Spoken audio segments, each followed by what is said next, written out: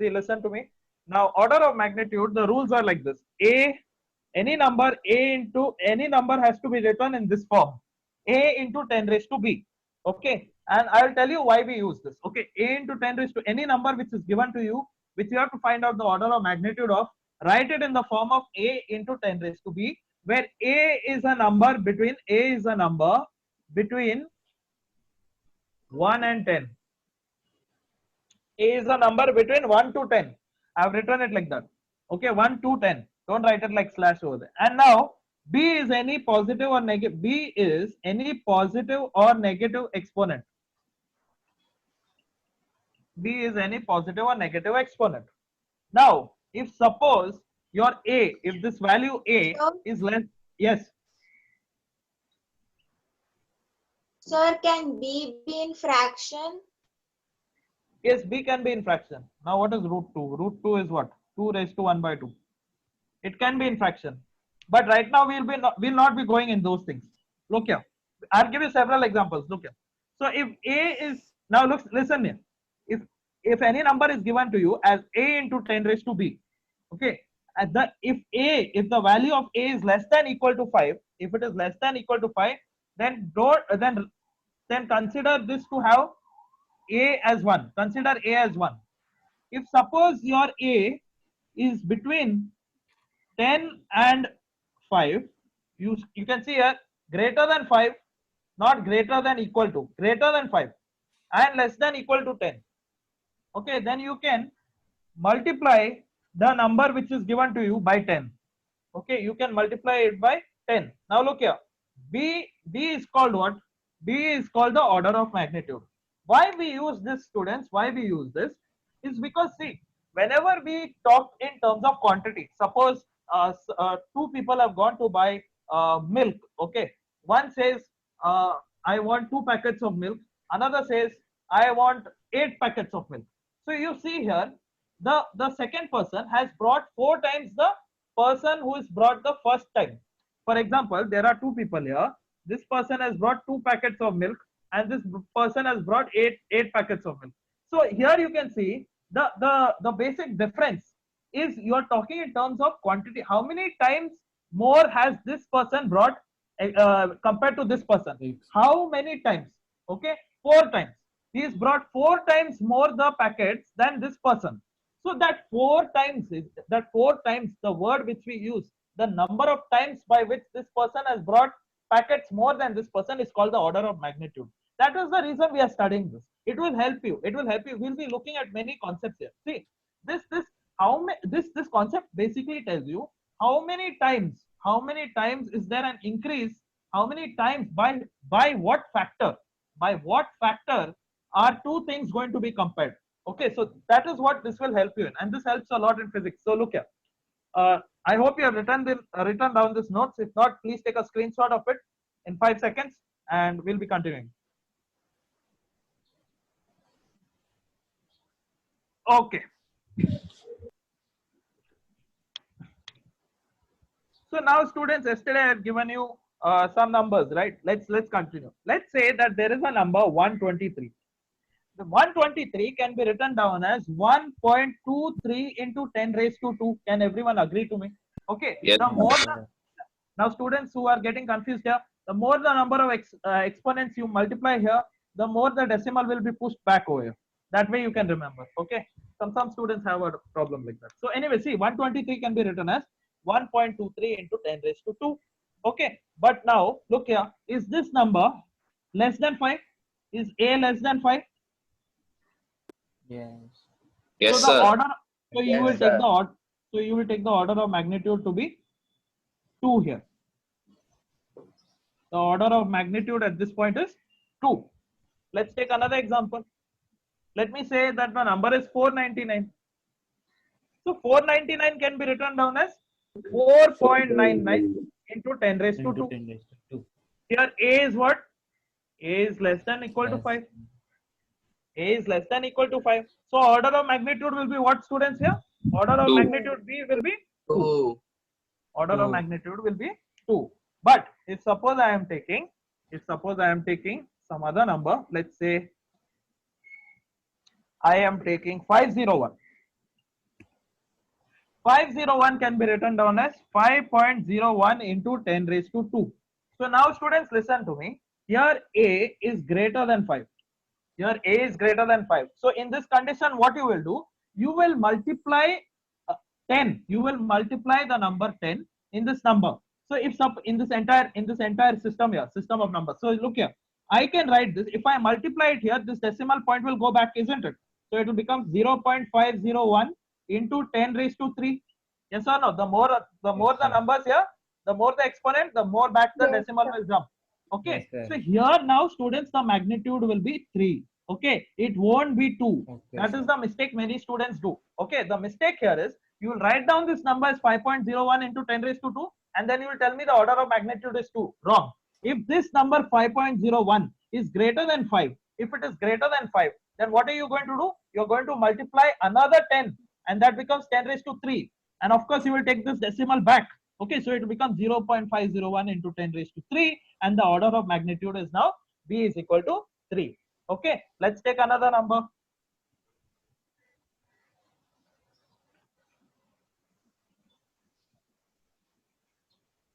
If suppose I am taking this number 7346, this number can be written down as 7.346 into 10 raised to 3. Yes or no? But now this number A is greater than 5. So if it is greater than 5, multiply a 10. So it will become 0.773446 into 10 raised to 4. Four. Yes. So the order of magnitude B is what? 4. Four. Let's look at another number. Let's say 0.27. 0.27. This 0. Let's not take 0. Let's say 0.127. 0.127. So here what will happen? Can I write this down as, see, anyways, any number you take, it has to be written in the form of A into 10 raised to B. So write it down, no? 1.27 into 10 raised to minus 1. -1. Can I write it like this? Yes or no? Yes, sir. Yes, sir. If the decimal jumps right side, the exponent will become negative. Okay. So 1.27 into 10 raised to minus 1. So what is this number? Is it less than 5? Is A less than 5? Yes. So what is the order of magnitude? B will be minus 1. Anyone has a problem here? Look here. 0.127. I wrote it down in the form of A into 10 raised to B. 1.27 into 10 raised to minus 1. Now I saw the rules which I told you, that A, if it is less than 5, then the order of magnitude will be as it is. B is equal to minus 1. Okay, B is equal to minus 1. Let's take another example here. Let's say that I'm taking 0.05. Students. Sir, Yes. sir, is it compulsory that if A is greater than 5, so we should write in the form 0 point the number? Yes. Then why the Avogadro number is written like 6.022 into 10 raised to 23? What about this? Why is it written down like this? See, no, that is a different concept. That is it. See, numbers can be written anyhow. The concept here is order of magnitude. Till now, you have not seen the application of it. I will tell you the application of it. That is when you will understand why. Okay. Wait for it. First, now understand this concept. I'll get to that. Don't worry. After Yes. this only, I will get to that. Don't worry. We'll do amazing sums. Look here. So 0.05 is the number here. 0.05 is the number here. So what you will do? How will you write this? You will write it as, tell me everyone, 5 into 10 raised to minus 2. Can you write it as 5 into 10 raised to minus 2? Sir.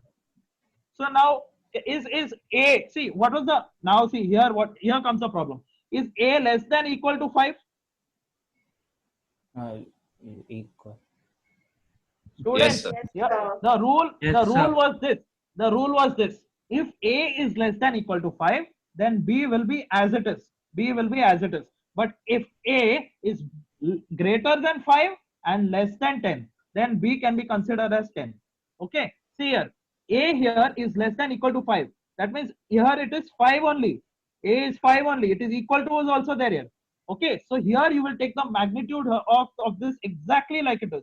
Minus 2. If suppose this was 6, then of course that will become, you will multiply a 10 and we'll come to that also. Okay. So if this is understood, let's come to another one.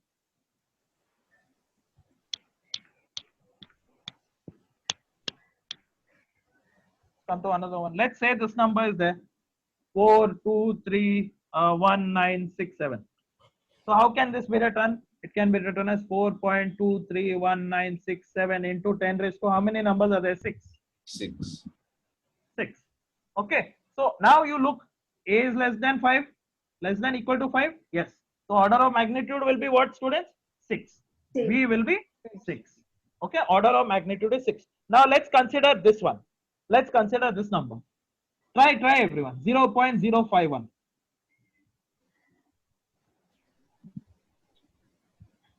Can you tell me what is the order of magnitude? So 5.1 into 10 raised to 2. Okay, but what is the order of magnitude? Minus The- Minus 3. 2. Minus Okay. 3. Minus 2. Minus 3. Minus 1.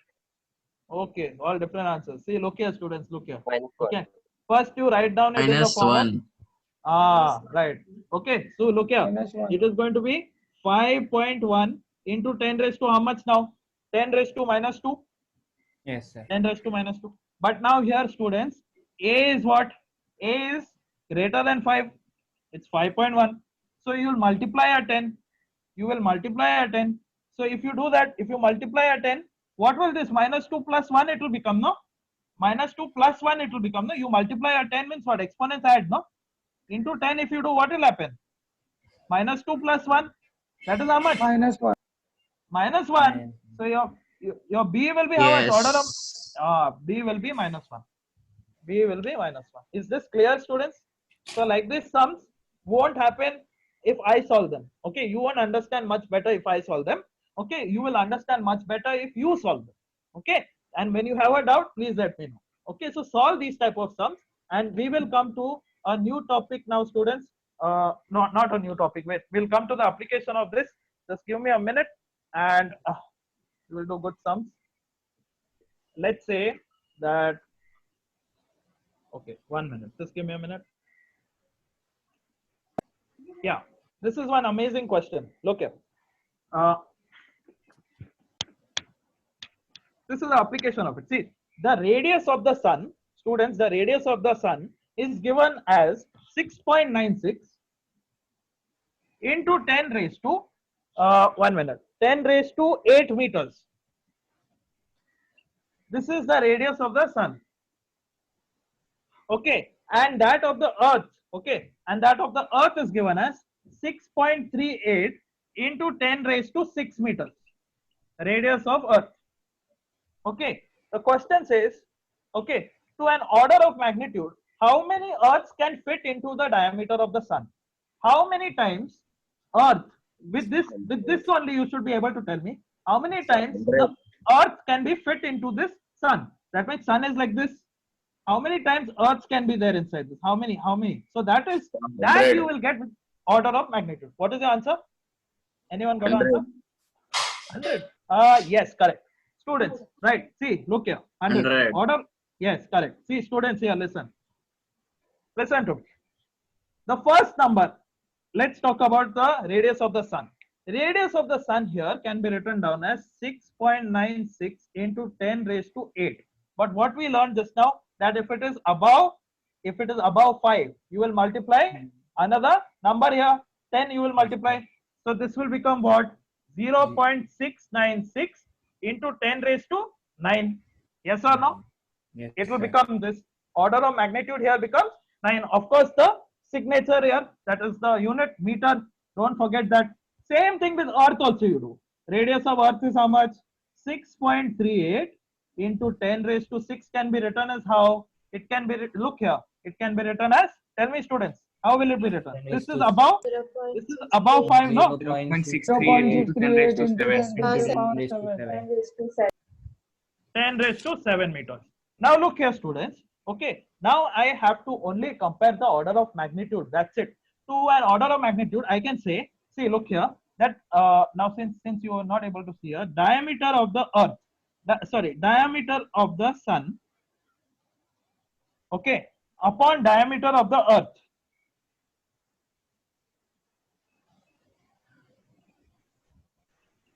Will be equal to, okay, how much? Diameter is what? 2 times the radius of the sun. upon 2 times the radius of the earth, yes or no? This you Yes, understood? Inner Yes. circle, if this is the radius, then 2 times the radius will give you the diameter. So I am telling diameter upon the sun upon diameter of the earth is going to be 2 times r of the sun and 2 times r of the earth. R stands for radius. So then you can see here, if you just put the magnitude, if you just apply the magnitude here, that is 2 into, let's say the order of the magnitude here is 10 raised to 9 upon 10 raised to 7. Okay, this gets cancelled and your answer is 10 raised to 2. So it is, okay, you're not able to see the board.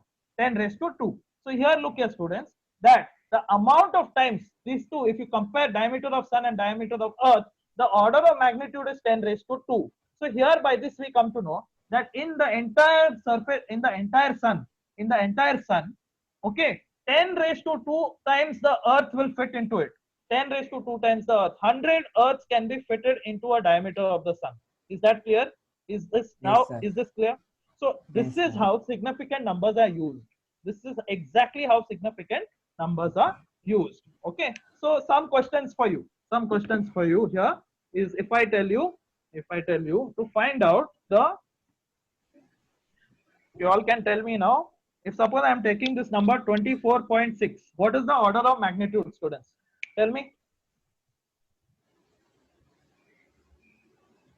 So 1. 1.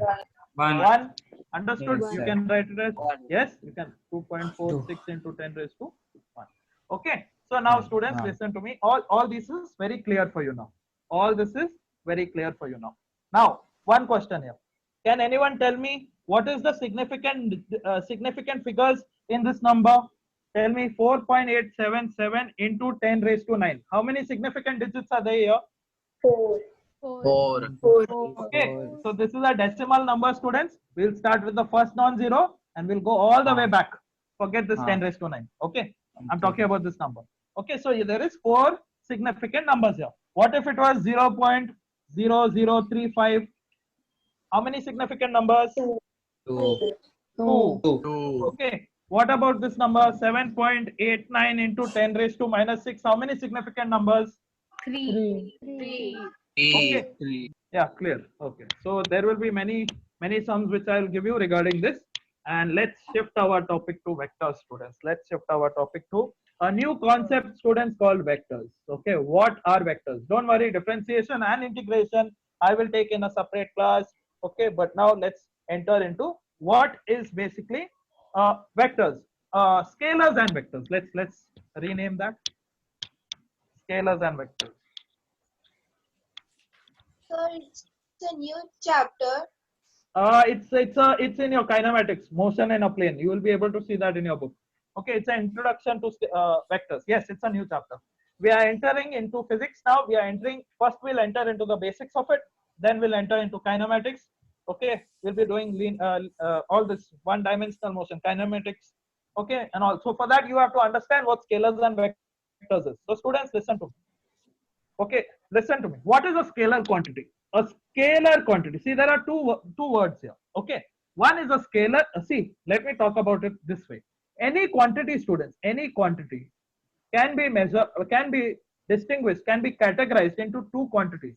One is a scalar quantity and one is a vector quantity. Just like how we saw in units and dimensions, that we categorize them into what, students? A physical quantity and a non-physical quantity, a fundamental quantity and a non-fundamental quantity, a derived quantity. Similarly, in scalars and vectors, we take quantities and we categorize them into two different categories here. That is scalar category and vector category. Now let's understand what scalar category is. So students, the definition is like this. A physical quantity that has only magnitude is called a scalar quantity. Just magnitude. It does not have any other thing. So what that means, students? Suppose I take the example of mass. Now, of course, can you tell me whether mass has a direction? Does mass have a direction? No, it does not have a direction. No. Okay, it does not have direction. Does speed have direction? Does speed have direction? Someone is telling yes, because they associate it with moving in a car. So no, students, because if you look at the car speedometer, it will tell you 2 kilometers per 2 kilometers per hour, 60 kilometers per hour, 40 kilometers per hour. So you know that speed is only a quantity. It is just telling you the amount of kilometers you're traveling per unit time. So speed is just a quantity. Okay, tell me another examples of it. Can you all tell me length? Does length? What is length? Distance. What is length, students? What is length? Length is just a quantity, how much centimeters it is. Someone said distance. Distance is what? Distance is also considered to be what? In terms of length only we can say. Okay, so distance also is a quantity. What else is an example? Can anyone tell me? What else you'll have? Let's say talk about electric current. Current also is what?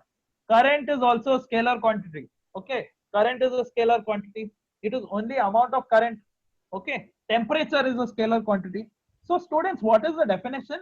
The definition of scalar quantity, okay, you can write this down, a physical quantity that only tells you the magnitude. Mass here will tell you how many kgs. Distance will tell you how much length. Speed is telling you how many kilometers per unit time. Current will tell you how much charge is passing through a current carrying conductor per unit time. Length is of course the amount of centimeters or meters or whatever in your scale. Temperature is the amount of mercury measurement inside a thermometer. Okay, so these are basically scalar quantities. Scalar quantity is only telling you the amount. It only tells you the amount associated with it. Only the amount associated with it. But now comes another category known as vector quantity. So what is vector quantity, students? Vector quantity is something. Both magnitude and direction. Yes, it is a quantity, students. It's a quantity which tells you the amount, that is in terms of magnitude, and it will also tell you the direction. It will also tell you the direction. So what are the examples of such a thing? What are the examples of such a thing? Velocity. So someone said Displacement. velocity. Great. Someone Force, acceleration, displacement. Force, acceleration. Energy, acceleration. yes. Everyone knows about it. So Displacement. students, yes, correct. Okay. So let's take one-on-one example. Let's take force. Okay, force is a vector quantity. How much force you are applying in what direction? Force is not just magnitude. You are talking force in terms of, force is measured in what, students? Force is measured in newtons, isn't it? Force is measured in newtons. But when I'm talking about force, let's consider an object here. This object, okay, I cannot just say there is force on this object. I have to say in which direction the object is having a force. So I can say if this is the force, then I can say, okay, there is a force, okay, maybe it is 2 newtons, maybe it is 20 newtons, maybe 30 newtons, and it is towards the x-axis direction. So force happens to be a vector quantity, which is basically telling you the amount of quantity, the force, the amount of magnitude the force is applying, and the direction of the force. Another example you can take is basically velocity, as you all said. Velocity is basically velocity. If I write it here, velocity is what, students? Displacement upon time. Okay, displacement does not mean distance. Displacement means what? If suppose you are moving from one point to another point, okay, the amount of position that you have changed, the change in the position from this point to this point, and to which direction you have changed is called displacement. If you walk all the way from this point to this point, the displacement direction will be towards the right side, basically telling you the direction in which you have displaced yourself.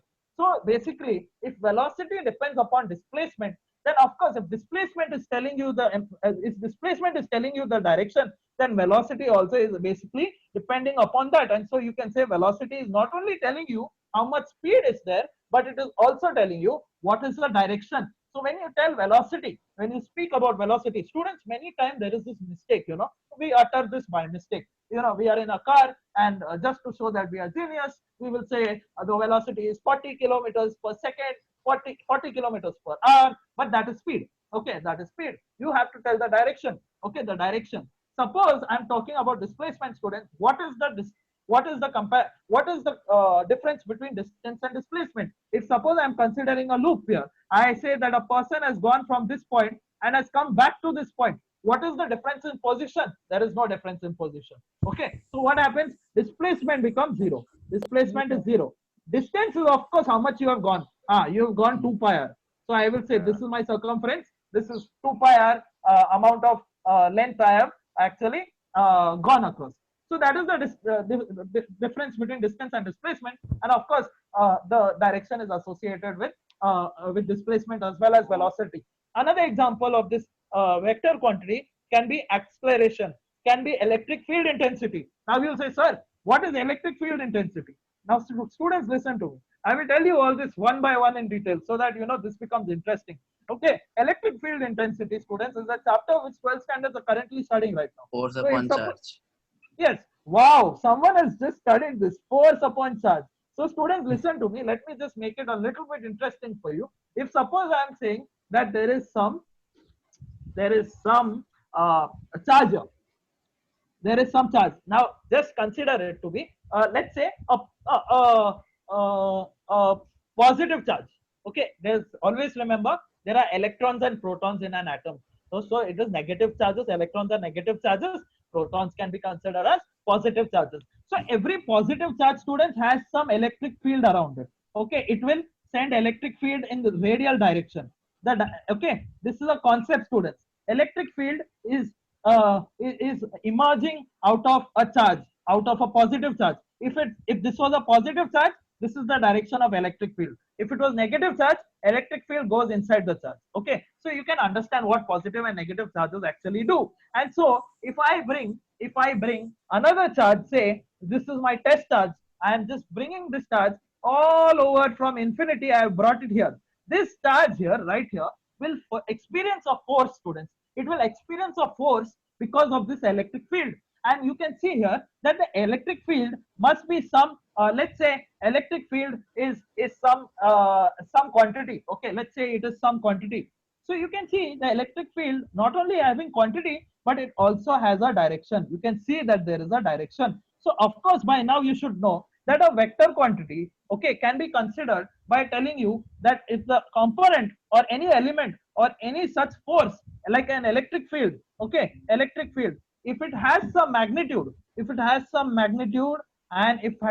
some direction, it is a vector quantity. It is a vector quantity. So has everyone understood this very well? Okay, Yes, I sir. hope. Sir, Okay. Yes. there is magnetic field vector quantity. Is magnetic field a vector quantity? First of all, we have to see whether magnetic field has a direction or not. Okay. So But suppose sir, if it I has say, velocity, no? who told you it has velocity? So Magnetic field does not force have upon velocity. charge into velocity. Force upon charge into velocity. No, it force upon, what is it? Force upon charge into velocity. I don't know No, from where no. you removed this. No, no. Force upon charge into velocity. Okay. No. Nothing like this. We will come to that in 12th standard also. Don't worry. See, students, listen to me. Now, if I explain that, then your chapter is of no use. Now, look at. So now, see, listen to me. The terms scalar and vector were actually introduced by this Irish mathematician. His name was Sir William Rowan in the middle 19th century. This is a small hint note which I wanted to give you. If suppose you want to search about it, you can search it. Okay, it was during the duration of 1805, students. These all things were discovered very long back. So, anyways, how is a vector represented or how is a scalar represented? See, students, listen to me. A graphical representation of vector is basically, okay, a length. Okay, the length will there is a length of it. Okay, this is the magnitude. Okay, this is the magnitude. Okay, this length represents the magnitude of a vector, but the direction is always with an arrow. The direction is always with an arrow. Okay, is this understood? A vector is represented graphically by an arrow. Okay, pointing in a direction where it is supposed to. If suppose this is a force is applied on a block, if suppose force is applied on a block in this direction, the vector of course will be this represented like this. But of course, this line over here, the more you elongate this line, that means the more magnitude it has. Okay, the more magnitude it has. Anyways, so this is how you represent a vector quantity. In terms of symbolism, in terms of symbol, okay, how can we represent a vector? If suppose I say that this is some vector A, if suppose I say that this is some vector quantity and this is a vector, I will define it as a capital A like this with a direction over it, with a small direction over it. This is how you represent vectors. Suppose I am talking about force. If I'm talking about force as a vector will be defined like this. If I'm talking about an electric field, if I want to say that electric field is a vector, I will define it electric field as like this. So I hope you understand how to represent a vector. Okay, vector is all. Don't represent the vector like this. This is a stupid way of a very bad way of representing a vector. Okay, this does not show any direction. Okay, there is some other meaning to this, but many books have this representation, and that is wrong. Okay, so don't just put a dash there. Okay, always use an arrow. Be specific in what you're doing. Be specific in what you're doing. Okay, so arrow represents a vector quantity. Now, if I have to, if okay, you told me, sir, okay, this is how you represent a vector, but how can you represent the magnitude of this vector, students? So the magnitude is the amount of quantity this is holding, these vectors are holding. How can you represent that? So that is represented by a mod sign. That is represented by a mod sign. Okay, is that understood? This means the magnitude of force. This means the magnitude of electric field. This means the magnitude of any vector. Any vector which is in the mod is basically called as a magnitude of that vector. Is basically going to give you the magnitude of that vector. Now, okay. Now, how many minutes are left? Okay, there are 3 minutes left. So, students, let's come to this topic, students. It's called equal vectors. What are equal vectors? Now, students, if there are two vectors, okay, 1 minute, my marker is off. If there are two vectors, students, and the vectors are equal, okay, they are said to be equal if first of all they represent the same quantity.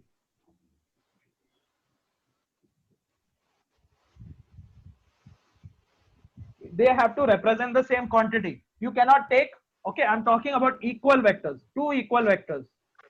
So equal vector, students, represent the same quantity. You cannot take mass one vector and velocity one vector. They are you cannot take velocity and acceleration as two different vectors. I'm talking about two equal vectors.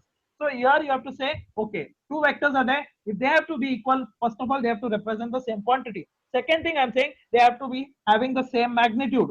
Same magnitude.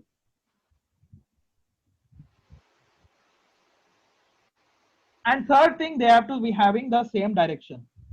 Same direction. So these three things will tell you, these three things actually tell you that the two vectors are equal. Okay, two equal vectors will represent the same quantity. That means two vectors belonging to velocity, two vectors belonging to force, two vectors belonging to acceleration. Okay, don't use a scalar product like a mass. Okay, that is not a vector quantity. So you have to think about it. Second thing, they have to have the same magnitude. That means if a vector is equal to 2i cap plus 3j cap, I know you didn't understand that. We'll come to that. So same magnitude, they should have the same magnitude. Okay. And third thing is they have to have the same direction. That means if suppose the vector is moving in x-axis direction, the second vector also should move in the same direction. And that is when we will say that these two vectors are equal. Okay, students. So if these all small concepts have been understood, tomorrow we'll be going across derivations. We will be starting our new topic on these vectors and we'll be going into depths of it. Since there is only 2 minutes left, students, I would like to 1 minute left. So I'd like to end the lecture. Hope you've understood some few concepts. Please practice questions. I will see you all in the next lecture. Bye-bye, students. Bye, everyone. Bye, sir.